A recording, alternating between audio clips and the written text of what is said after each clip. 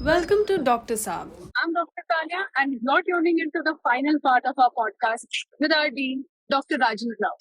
In the last episode, we talked about his journey from his childhood to becoming the professor of our college. In this episode, we are going to talk about his journey from being a professor to becoming the dean and some of his few interests, with one surprise as well for you guys. So stay tuned and let's jump right in. Dr. Dr. Saab. Sahab. Dr. Saab. Dr. Saab. That's Dr. Sahab. I think I started on the 6th of April 2003. I joined DY Patel. And then Vijay sir was there at that time. Of course, I didn't meet him then and there. And the first day I joined, Shirish sir was another mentor of mine. When I was a student also, he was a teacher and we used to call him Amitabh Bachchan and he was a sec. And he still tells everybody that he learned computers because of me. So I used to go to his house, fix computers, tell him, advise him, he used to do all that. And so he was given some project to complete by Vijay sir. There was some project report to be made and it will be submitted next day morning. So I come into college at 9 a.m. and I walked out of college after 10:30 p.m. because I am sitting with sir and working. That was my first day at work. First day you were sitting the whole night. The whole night. Making this, helping Shirish sir make this project report. When it's complete, print, sab leke sab taiyar, then we go. And sir being sir is such a, he knows how to take care of you. He's such a this thing. So he and Surekha madam are getting us something or the other. कहीं फलूदा आ गया, कुछ आ रहा है, आप करते रहो, काम करके बंद नहीं होना चाहिए. But that was my first day at work. And you started then, and then you joined. And probably April I joined, May I got married, June I started my lab, and it continued. And I realized I enjoyed teaching. I could, you give me a topic now, nobody is there to take. Rajiv, you'll take. हाँ मैं जाके ले लेता हूँ. Fresh theory था दिमाग में, हम पढ़ाते थे. पर ठीक है, बच्चे लोग भी अच्छा लगता था. You connected and you realized that okay, it's fun. Let's teach. Then one fine day, Diwali 2003 October or November Diwali time था. And we get a call from Vijay sir's office that they're calling the HOD down. अब दिवाली की vacation चल रही है. HOD was Anu madam, again brilliant teacher. She was my teacher when I was a student. छुट्टी पे है. तो next professor also छुट्टी पे है. एक तीसरा प्रोफेसर इज इन राजावाड़ी. तो ultimately the only qualified person was me and I was there because I was not eligible for vacation because it was my first year. So I ended up by default going down for that meeting and I had no idea what the meeting was or whatever. And I'm seeing there are people seated in the conference room with of different this thing. It turned out to be a meeting Vijay sir was taking because there was hospital coming up over here. Okay. And we had to start operations, so he wanted a team of people who would take over. And then he said, Rajiv, you take over lab UC. And I was like, me? Yeah, you can't do. And I said, no sir, I do. But you imagine that man entrusted the lab of a 1,000-bedded hospital to a person with zero experience. I have no idea what Vijay sir saw in me on that day. I have no idea how he had the confidence to give it to me. I didn't have confidence in myself, but that man saw and he gave. I would never do that. But you imagine ना, I अप्रैल में pass out हो गया है, मई में, जून में private practice चालू किया है और अक्टूबर में सर बोल रहे तू लैब बना, जो भी लैब का है तू करेगा. So whether it was pathology, microbiology, biochemistry, it all was suddenly under me. And it was such a surreal, I couldn't digest it for so much time. And I mean, I still can't get over the fact how Vijay sir had that confidence to give that entire project to me. ऐसा भी नहीं कि you will work under your HOD या ऐसा. No, you take care, you'll do. And then that brought up so many opportunities, so many learnings. You learned so much. And I'm telling you, 70% of what I am today is because of that one opportunity that Vijay sir gave me on that day. That was tectonic in my life. Because you suddenly learned so much. It would have taken me probably 10 years to learn what I learned in maybe Very 10 short weeks or so. span. Yeah, Yeah. 10 weeks. Because October now मेरी बात हो गई, 4th April we've opened the hospital. So in those 6 months, you learned what people You learn. transformed as a different Yeah, person. absolutely. And then you were involved in everything, right? Whether to bring equipment in, designing the software. Oh, you're part of that this thing also. What all do you want in your report? Then you're part of hiring, so you have to choose your people. Also, you used to do all of that as Everything, well. everything, materials, reagents, consumables, how much inventory do you have, everything. Again, sir, Vijay sir had the vision that he got a CEO called, I forget sir's name, it'll come to me, but again that man was another teacher mentor to me. So he taught me so much about management and those kind of things, how do you maintain inventory, how do you realize the economics of the whole thing. Like, He kind of taught me all of that, and kind of prepared me for life further. And you did it for that 8,000 rupees, and you never looked at what you were getting. You were just doing it all. And I'm so thankful to Vijay sir for that opportunity. don't you think it's all destiny? Yeah, It is I preparing agree with you, because see, first of all, I never thought I would be a teacher. And I have to thank Chauhan sir for pulling me in. You never know. And then you never knew that you would get this role, and you kind of do it, and it gives you confidence, it gives him confidence. Maybe it's destiny, but you still have to thank sir. Anybody else he could have chosen. He could have chosen a microbiology, he could have chosen biochemistry, he could have said, no, this guy is too junior, let's call somebody else in and give it to somebody else.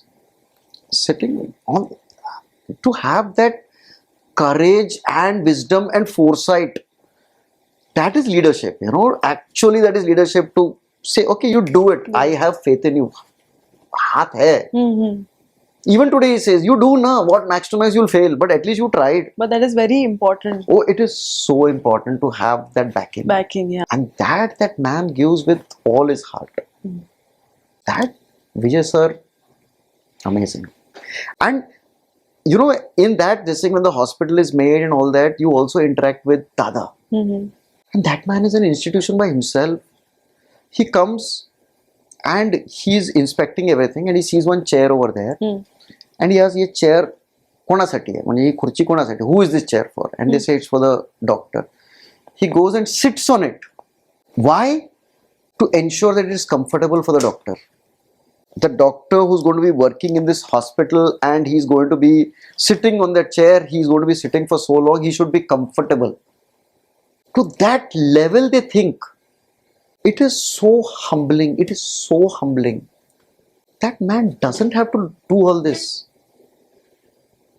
And yet, they're there.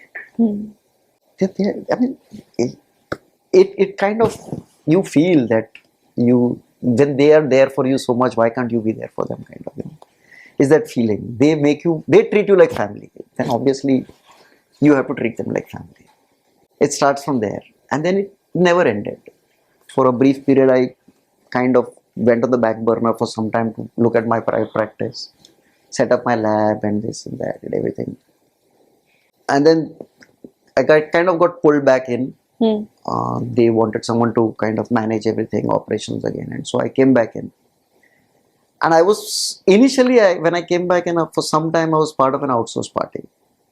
And now you see, at that time, Dr. Priya Patil, she is Vijay sir's sister. She was part of running the entire hospital also. So she was managing things and this. And we used to have these MCI inspections.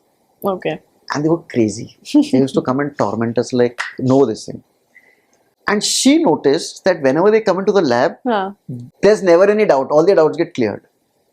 She said, they go to the medicine ward, there's a problem, there's a doubt. They go to surgery, nobody can clarify their doubts. But they come over here, whatever I make a claim that we do this, I prove it to them. Yes, we do. See, I'm showing you, we do it. So she saw that and she said, Rajiv, why don't you join our team?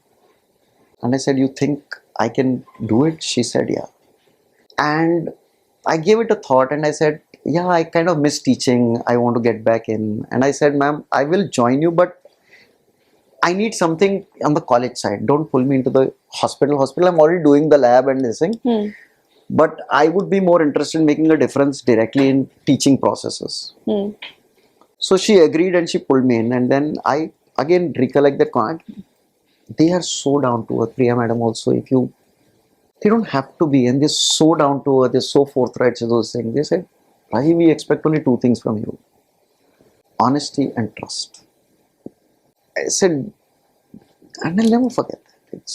It's been there. Whatever position I've taken here, whatever this thing, those two words have always stayed with me. That I have to be honest to myself, to the student, to the parent, to the management, Vijay sir, the name, this entire college, hospital, to the profession. That honesty cannot be sacrificed.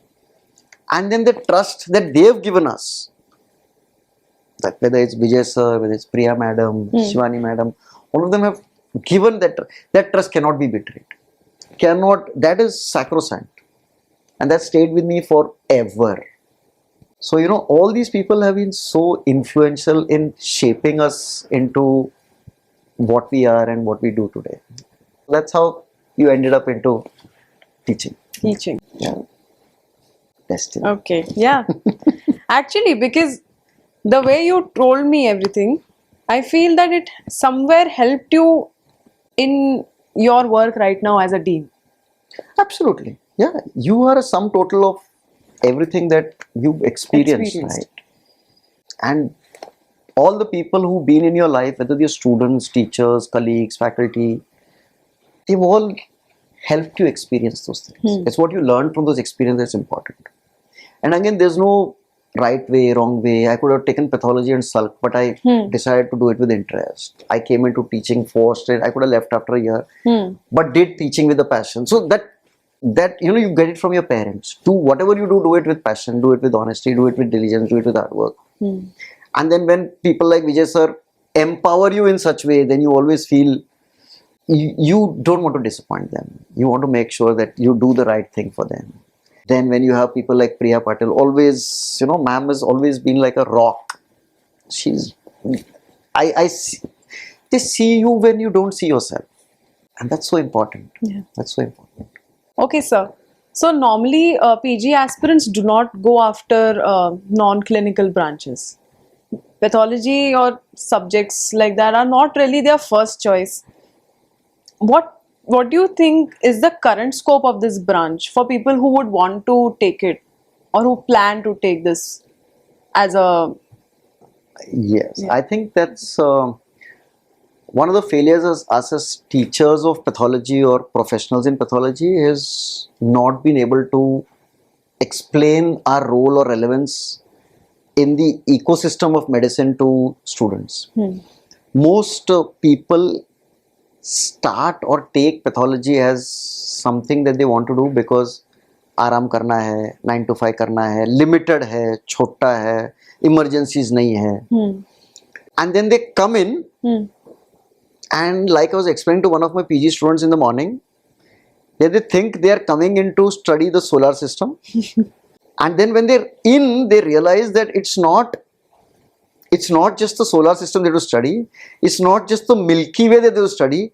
They also have to study almost all the galaxies that we know of, whether it's Alpha Centauri or any other thing. So, because pathology is, and I'm not saying it because I'm a pathologist, but because it's study of disease, you have to know about every disease that exists. Whether it is in medicine, surgery, gynec, dermat, ENT, ophthal, psychiatry, you name the branch where the disease exists, I need to know about it. So the knowledge that I need to have is limitless because the answers that I give are what is going to make a difference to the patient directly. If I tell that this patient has cancer, then only the surgeon is going to do something. True. If the surgeon thinks that he has cancer and I see he doesn't have cancer, the surgeon will not touch this patient. And the same way he can prognosticate on the basis of the answers that I give. If I say this is moderately differentiated squamous cell carcinoma, then he's going to tell him that, boss, you have so many years to live. If I say well differentiated, he's going to give a different answer. And thirdly, he's also, as a pathologist, I'm making a difference in treatment. Depending on what I give, you're going to decide what the treatment is. If I say this is not there, then you say, okay, I can't give this treatment. If I give this, then listen. The problem is we've not advertised our roles well enough. We've been subservient to the clinical branches, so as to speak.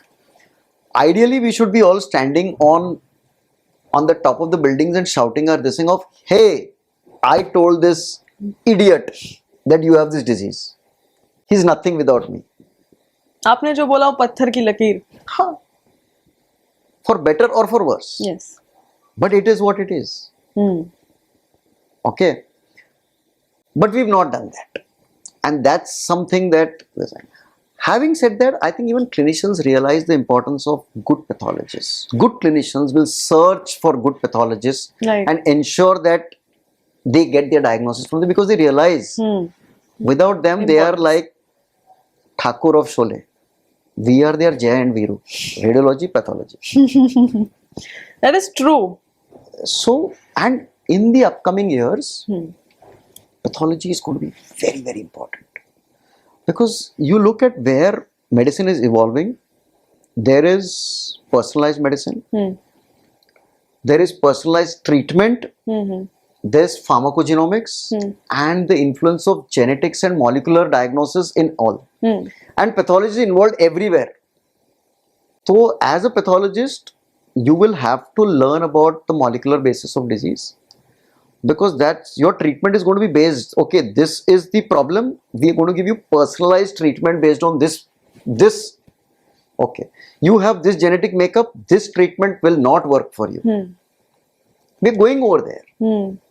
So whether it is genetics, whether it is molecular pathways, whether it of humans and disease, pathology is needed over there.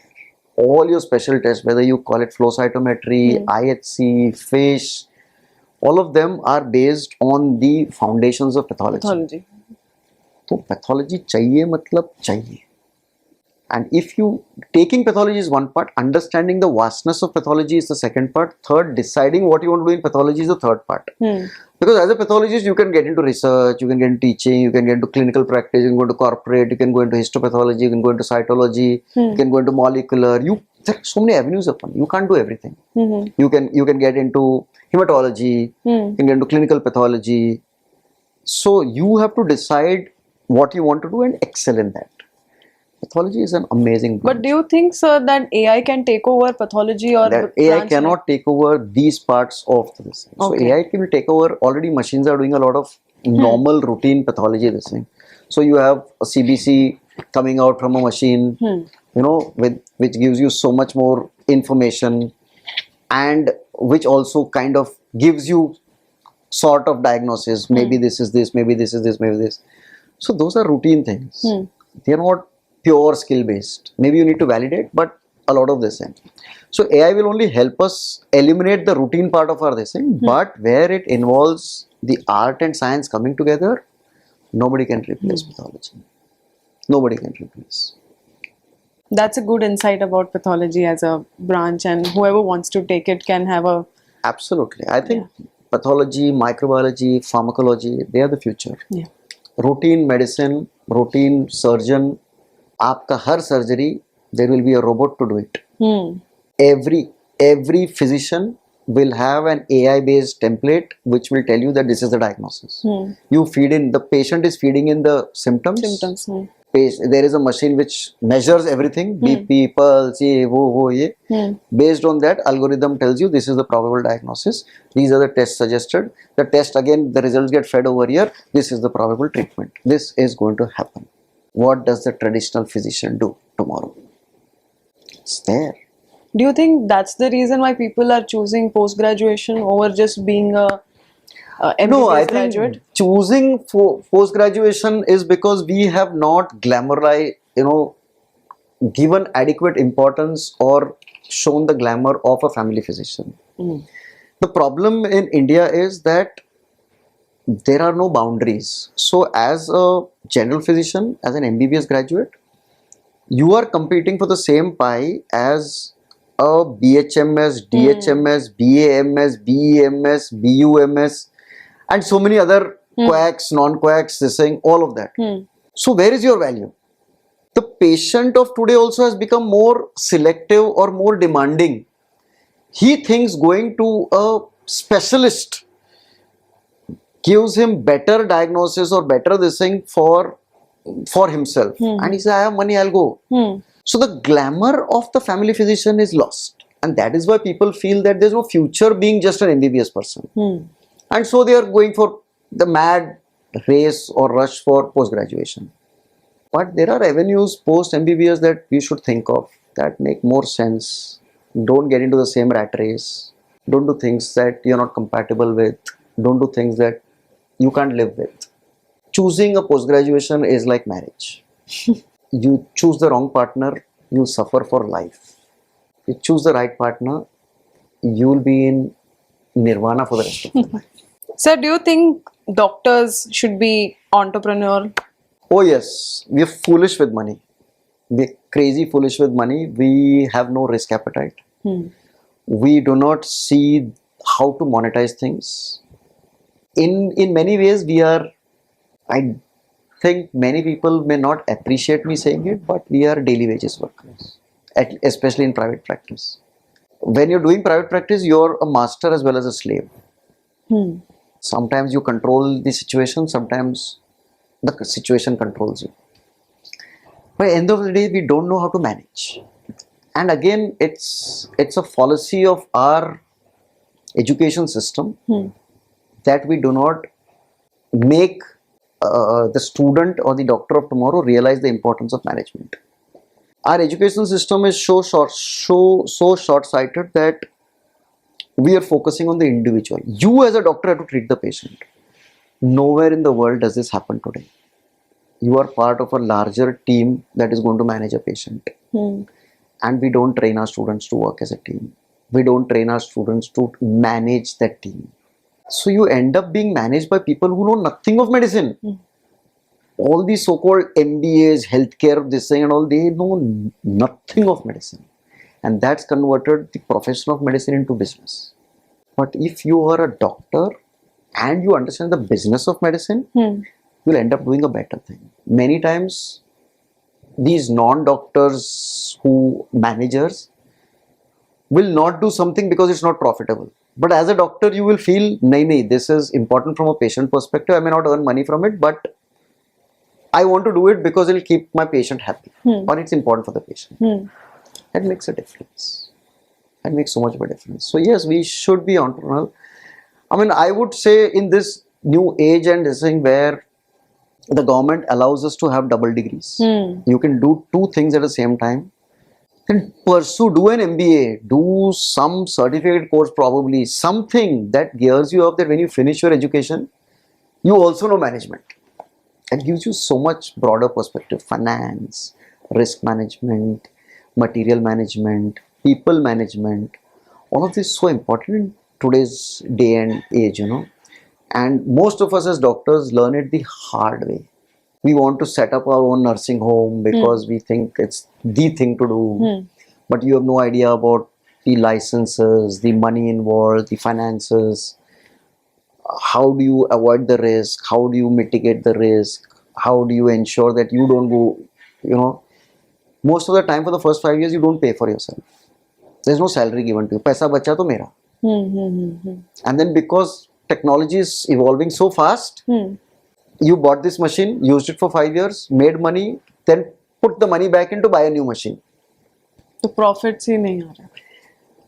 So we don't realize we need to pay a salary to ourselves. We need to account for every minute that we listen. There's a cost to it. How do you pay yourself for it? Very early in my life, my brother-in-law once told me, we were talking about pathology and how we should expand and all of that. And I told him, I don't have time. I'm so busy seeing slides. He said, Rajiv, you're stupid. Don't get into the business. Get onto the business. You can always employ another pathologist to see your slides. but your business you have to take care of. So That's what you've done in your hospital? not really, but we've created systems that make me redundant, so that I get time for everything else. But it's really commendable that you can manage so many things all together in a single day, from being a lecture, giving lectures to postgraduate students to being the dean till the entire day, and then go again and look after your hospital. That's how do you manage to juggle all of these together? I think again, system. It can never be your system, or you will fail if you are person dependent. I always tell my colleagues, my subordinates, make yourself redundant, because that will create an opportunity for you to grow into a new role. As long as you do the same thing daily, how are you going to get time to learn a new skill or go up? Yeah. So you create a system where you monitor, but you don't get into the nitty-gritty of things. You empower people, you entrust people, you kind of give them confidence. You do, I'm there. And then they do. So you're kind of monitoring the whole this thing. So it's a system-based approach that is always going to work and kind of take you forward. Don't feel threatened by anybody. Your skill set are unique to you. Just because somebody is doing some kind of work, he's not competition. He has his usefulness in the ecosystem. Respect it, give him his space, let him grow. Again, this is something which you learn. I'm telling you, example is Vijay sir. You see how much he entrusts and empowers. Now that I sit here as the dean, he doesn't involve himself with the day-to-day activities. How are you doing this? How are you doing that? Not micromanaging. Never. He's very clear that this is where we have to be. Rajiv, we want to be the best institution to start with the country, but ideally the world. Is that vision? And then he empowers you to how do you want to take it forward? And then when you sell that idea to him, you see the transformation that's happened in the college. It is his vision. Yeah. His vision.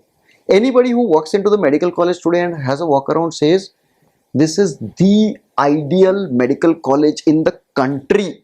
Period. Very true. To have that vision and have that this thing that you do. I'm there. It's given us the freedom. So we are in the process of starting a genetics lab. We're in the process of starting a molecular lab. We're in the process of starting a primary research or basic research lab. And he's like, I'm there. Nobody's stopping you. But try at least. And he gives you these new ideas. He says, why are you looking so traditionally? The food we eat, are we sure that it is all safe? Why don't you have a food testing lab? So you realize that the equipment that you're looking for can also develop as this. He says, we have 19 colleges on campus. Why don't you all collaborate? And then you look at this thing and say, oh, there are some. If I'm doing a genetics lab, we have a biotech college, which is an expert in bioinformatics, biotech, in all of this. So maybe we join hands and have this entire thing. I have an animal house and pharmacy has the expertise to take care of it. So why don't we join hands together? So he brings these he broadens your horizon. And he never puts you in that island and says, okay, you have to tell me everything. As a responsible dean, yes, I will keep him updated. I will, go to him, hammer out my ideas, take his feedback. And yes, that's part of this thing. But he never comes in and says, Rajiv, tell me, how are the lectures being taken? What is this thing? No. He entrusts, empowers. You have to manage. And that has to go down the line. Do you think that reflects on you as a leader as well? Absolutely. I think definitely. See, for me, if you look at my age, there was this time when the inspectors came in and I was, I think, standing around. I was not sitting on that chair. So they were searching for the dean. And many of the teachers who've taught me, I am now dean to them. It is a proud moment for them because they come and say, Rajiv, we're so proud of what you've done. But it's also a very humbling experience for me. And then again, you go back and you look at the vision of that man, that he feels that you have the capability, being relatively junior, to take care of his baby. Ultimately, this is very dear to him. This medical college is very dear to him. And then for him to have that confidence in you, it kind of puts that onus on you also, right? You also have to be responsible.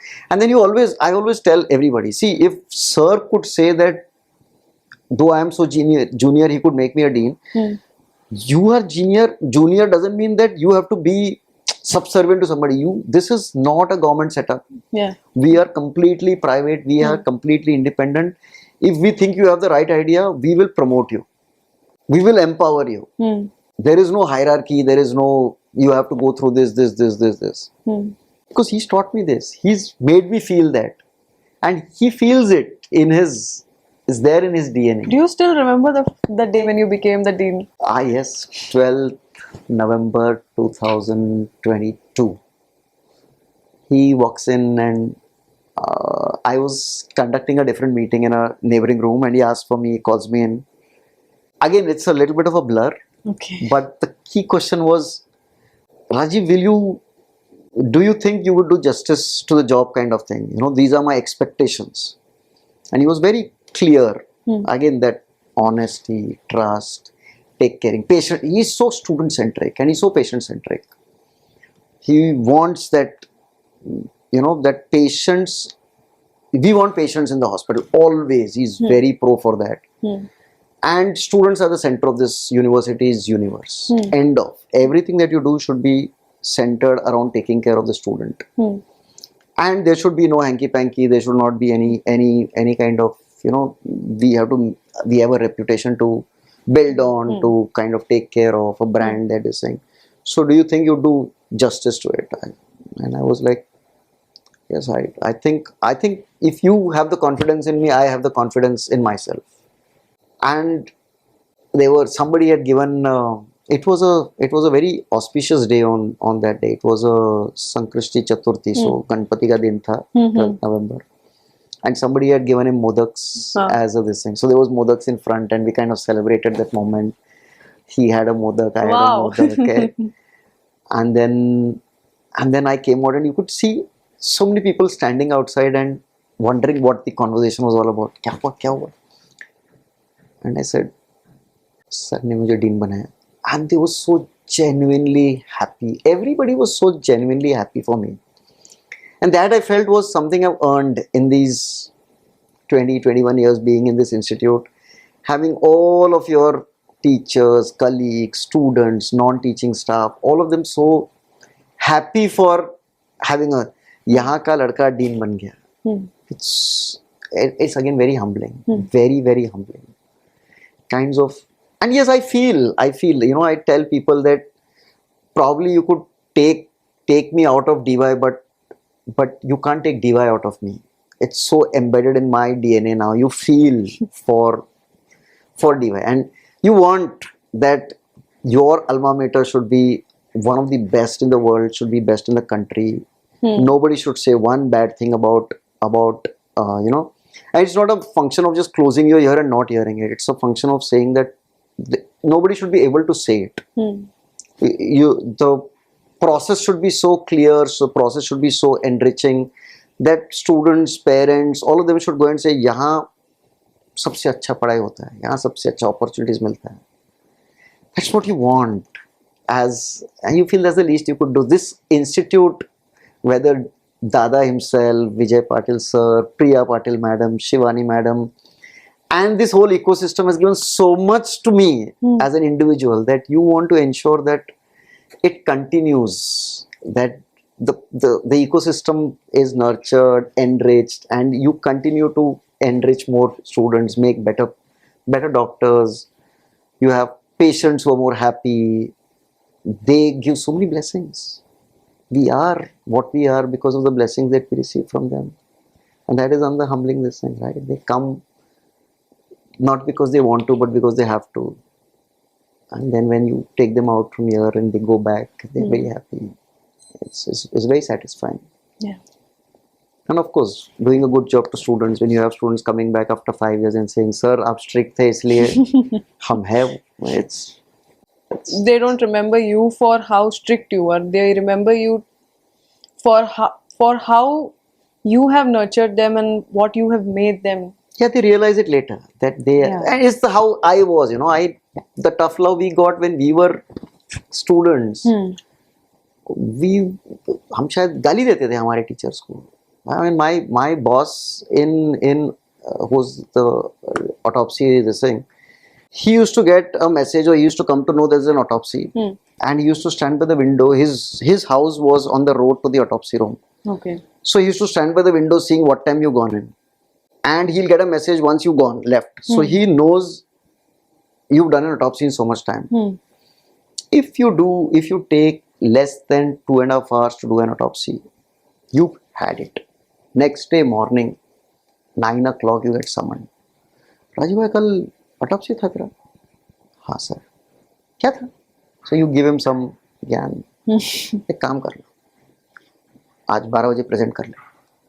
You're finished. You're finished. You've not studied, you've not read, nothing. And all these stalwarts sitting in the front row. Horrible. But we are what we are because of that. Because of that, yeah. So with this busy schedule that you have, do you feel overwhelmed sometimes? Does it take a toll on your mental health? No, not really. I've learned very early in life not to stress. Even when I shout at whether it's students or something, people, I'm famous for my shouting sometimes. But if you take my BP at that moment, it's completely normal. I will shout at somebody and the next moment I'm completely back to normal. There are very few times where the shouting has been really from within. So no, it doesn't stress me out. And when I really get overwhelmed is when I hear of anything bad happening to any of our colleagues, any of our students, ex-students. They've been in an accident. Sometimes we lose somebody. And that hits. And hits not because you're overwhelmed as a dean, but as a person. You are involved with that kid, with that colleague. You had those memories. I mean, we lost Dr. Abhay. Very shocking. Yeah. We lost Nishant. And very recently we came to know that we lost one of our ex-students, Manvi. And you suddenly realize life is so fleeting. You kind of embrace life for what it is. You realize what it is. And you contemplate, reflect. Those are my only times when I actually felt overwhelmed. That pain is there, that's real. But otherwise, I don't think the dean position per se has kind of overwhelmed me. Kind of, probably again, Sir's vision and Sir's pushed me into those kind of roles where I've been doing a lot of this thing. And also the previous deans, whether it was Shirish Patil Sir, Surekha Madam, they've all kind of, goaded me on. Kar tu, kar, we are there, you do. They've given me that freedom, that this thing for me to be part of that process. So it's quite natural for me to continue in that same vein. So yeah, not overwhelming. Okay, sir. I think I tell everyone that it's not my job to get troubled. It's my job to trouble you all. So, that's when the dean's job is done. Okay. But having said that, I think one more reason why I don't get overwhelmed is because of the whole ecosystem.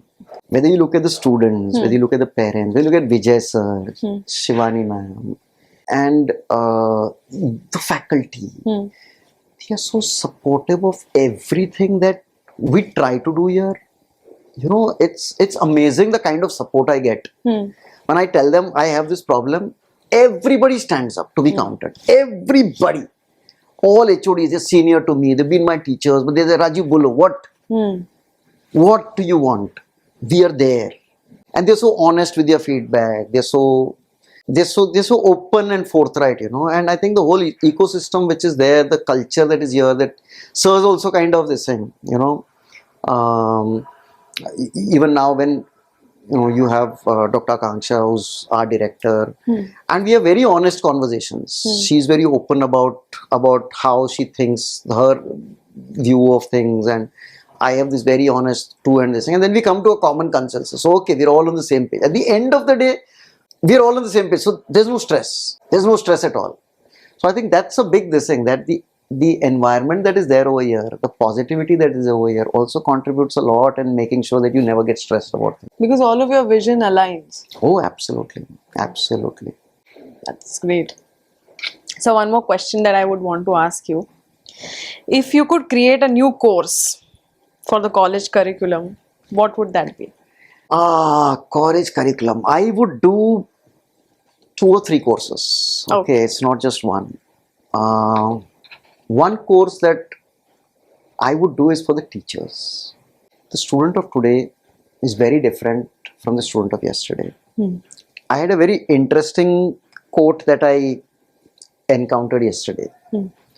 We are teaching the doctors of tomorrow. Okay. By the doctors of today. Using curriculum of yesterday. Okay. Which basically means that my doctors are still teaching in a way. Let's forget content. But delivery is very traditional. And it's not what kids of today actually want. I have enough students coming to me and telling, sir, whatever the teacher's teaching over there is already there in the book. I strongly believe that the student of today doesn't want the knowledge. He wants your wisdom. So I want a course for teachers to encourage them to try out non-traditional methods of teaching, innovative methods of teaching, inclusive methods of teaching. You know, it's no longer enough to just teach in this monotonous or didactic this thing. We have to move forward from case-based learning to problem-based learning to interactive learning. And I think going forward, the key will be that the student controls the entire teaching process, not the teacher. The student decides, I want to learn this today. And we as facilitators, no longer teachers, have to facilitate this process. And I think I want a course that will teach our teachers this and encourage them to go on that path. That is one course that I want for teachers. It shouldn't be a teacher-focused program. You want a student-focused program. Let the student control a lot of things. True. So that's one thing that I would like to really have. From a student perspective, what I find is that, see, as a clinician, what do you, there are 2 things over here. How do you make clinical decisions? If you analyze, okay, you're a young clinician, but if you talk to all your clinicians, each patient that we see is a unique case file record that is stored in our memory. So every time that we encounter a new patient, it's mapped or compared to these case files. And if it matches, then we say, okay, this is the diagnosis. Which is a very traditional and okay, you know, it's not bad. It's not bad. I call this for practical, let's call it type 1 thinking. Okay. Type 1 thinking is good because it's quick, it's relatable, and you're this thing. But the problem with it is that not all patients are going to present with the same type of symptoms. Absence of a particular symptom does not rule out the disease. Presence of a particular symptom does not guarantee the disease.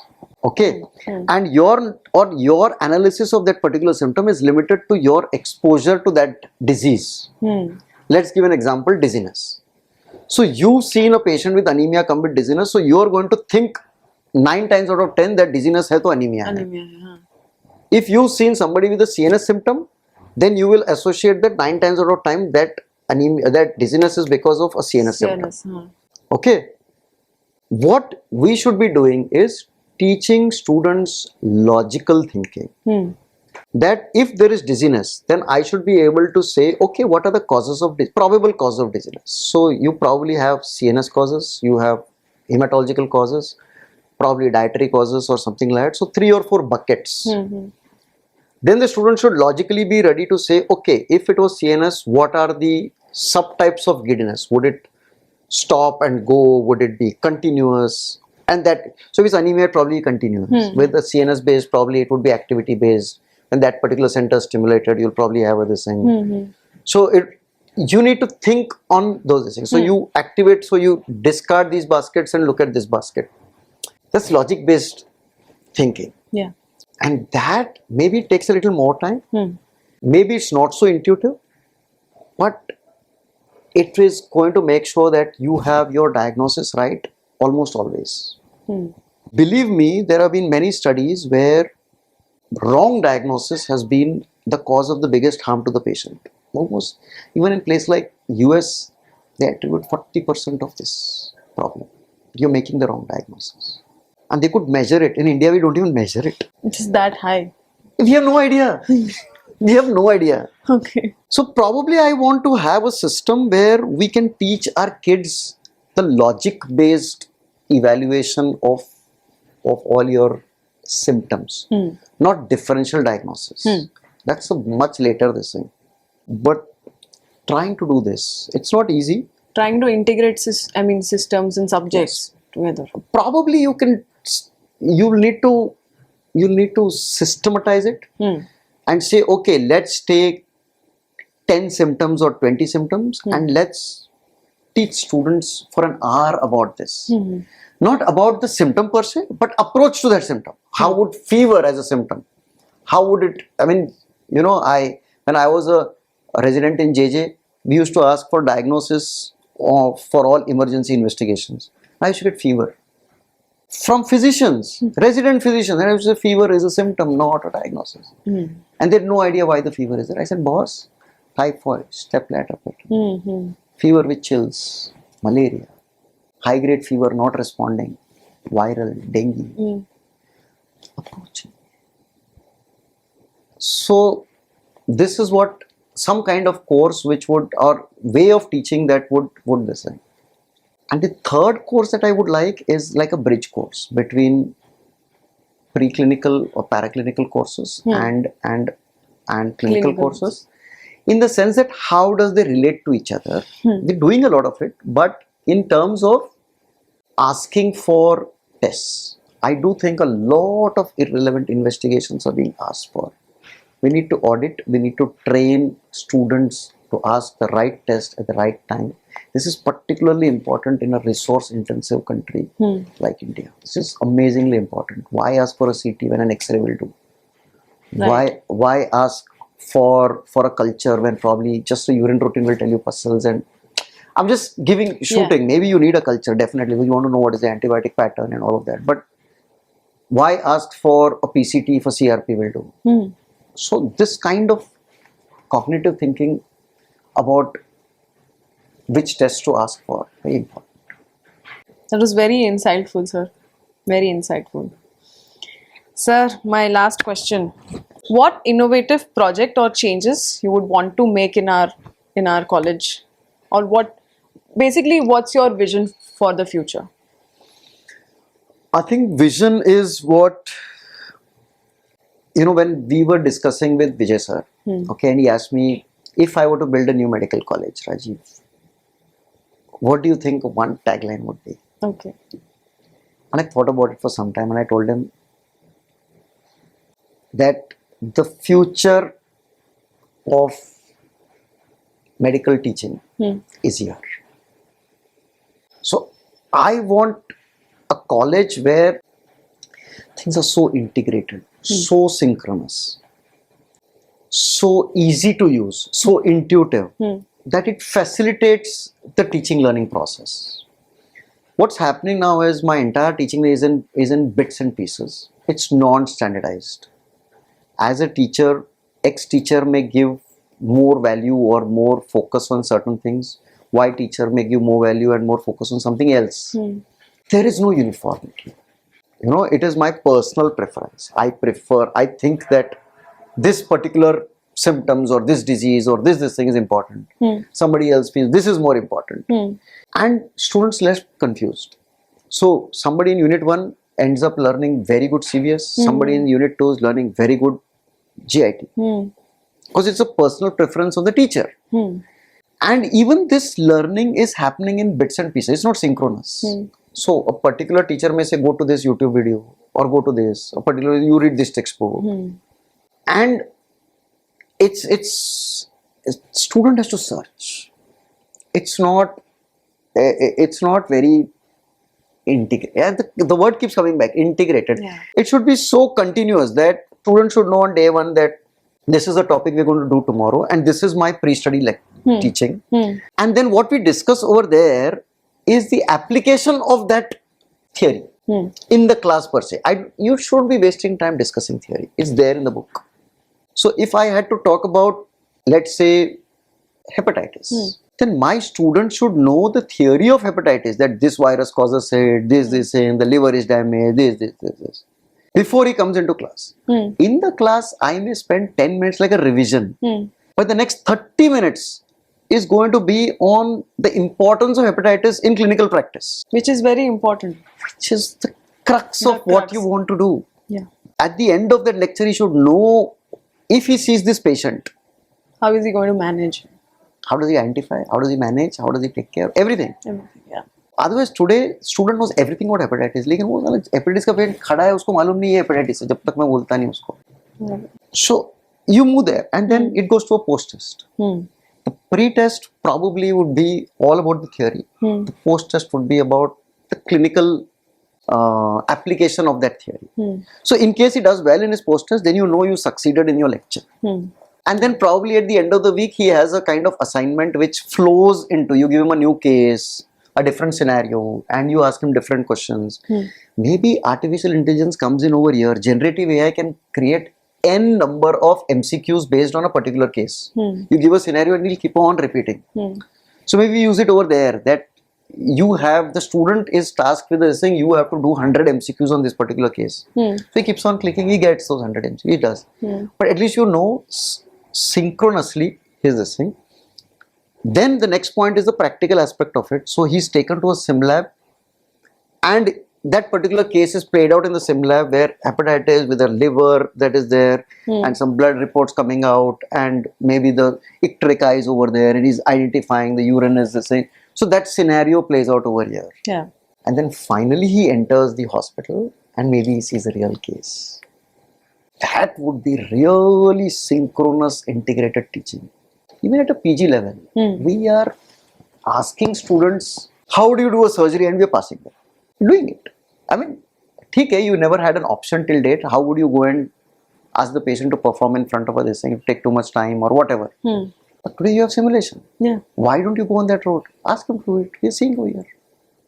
So that's another avenue that I would like to pursue, that you go on that road for post-graduation where you actually test them on their skills, not on the theory. So yeah, that's, if he can do that, and it's quite difficult, it's not easy to, because it's a huge project by in itself. It's not impossible, but it needs a lot of tech, it needs a lot of tech-savvy teachers who would take that route forward. And then you use all of this. Like I said, you use AI over here, you find a different way of using, generative AI.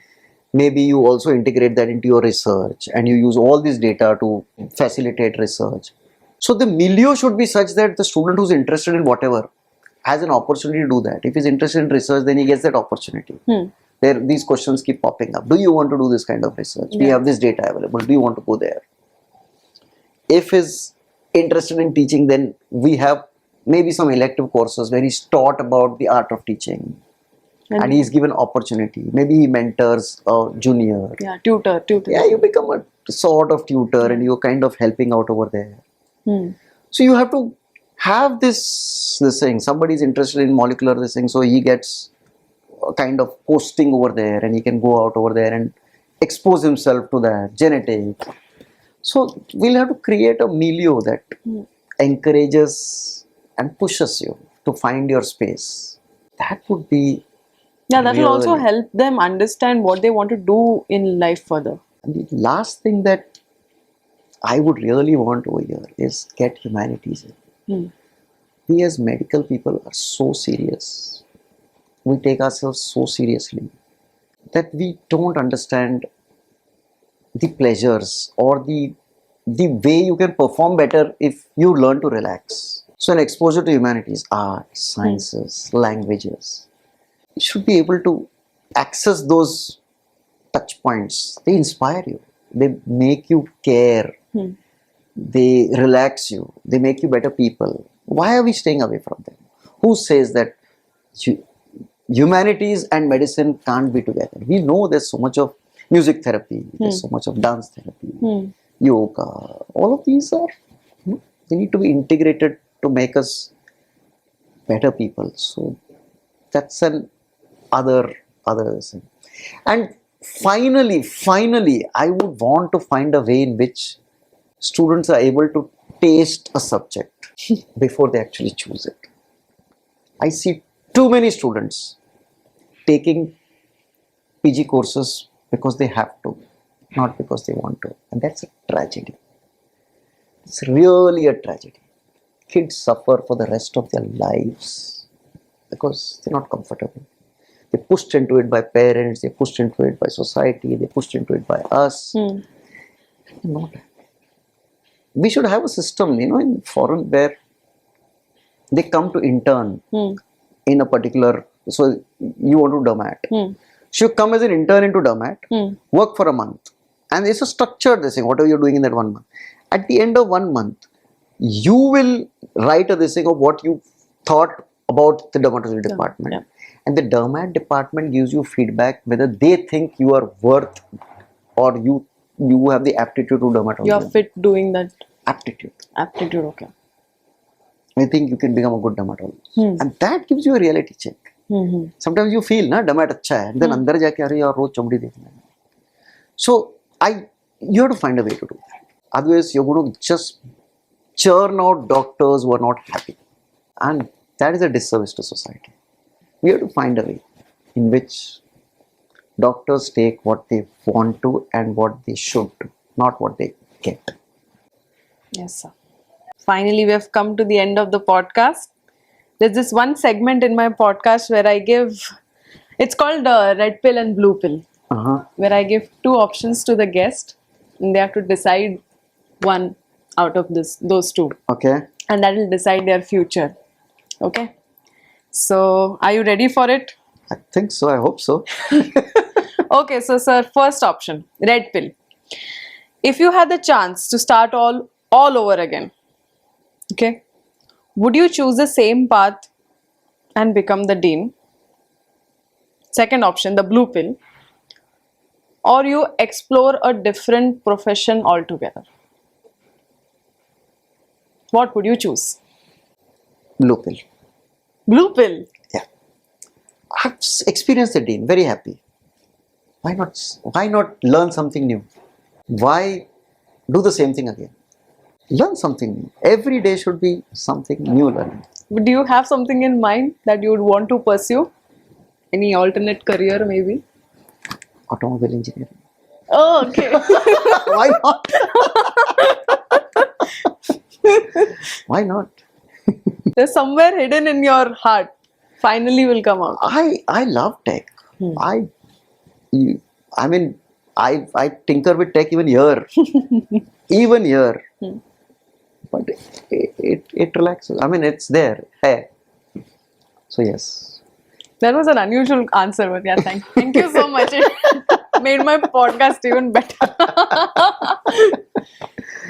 Okay, sir. We're ending on this very light note. Thank you so much for being the first guest on my podcast. Thank you, Tanya. It's been an honor, privilege, and I hope some of it makes sense. I hope we all, through different ways and in your own way with your podcast, you end up helping someone, inspiring someone, just as we've been inspired. I cannot get over thanking the people who made a difference in my life. We are a sum total of all that we experience, whether, like I was telling you, my school principal, Father Almeida, in college, all these brilliant teachers who were with us, post-graduation, my gurus, coming over here, and of course, in brilliant teachers, fair enough, but then to have a man have the vision to start a private medical college when there was no, it was anathema to start everybody said it's not going to succeed, and yet he went forward and did it. D.Y. Patil himself, Dada. Yeah. So such a big part of being thankful for that. And then of course when you come here, mentors like Dr. Chauhan, who was my dean, Vijay sir, the life of me I cannot forget. And of course other people also, like I've been part of a company called Krishna Diagnostics, and Mr. Rajendra Mutha is a big entrepreneur over there. So he's been a big influence in my life. And my own parents, how can you forget them? I am what I am. I am humbled by what they're doing even today. It's so it is really humbling. And then your kid, because she gives you a new perspective in life. Things change once you have a kid. Your priorities change. You kind of have new the same. And then your teachers who are still there, who are teaching you, your faculties, your juniors, they're supporting you. And of course, my students. I live for them. I cannot think of my world without them. So probably when I say blue pill, the only regret would be not being part of or having students in there. So probably even if I'd gone and picked up a new profession, I'd still try and be with students. They keep me young, they keep me invigorated, they keep me enriched, and they keep me rooted to the ground. If I can show it to the audience, it's 9:23. It's extremely supportive of sir to be still shooting with me late at night. Thank you so much, sir. I cannot thank you enough for this. Thank you, dear. It's a pleasure.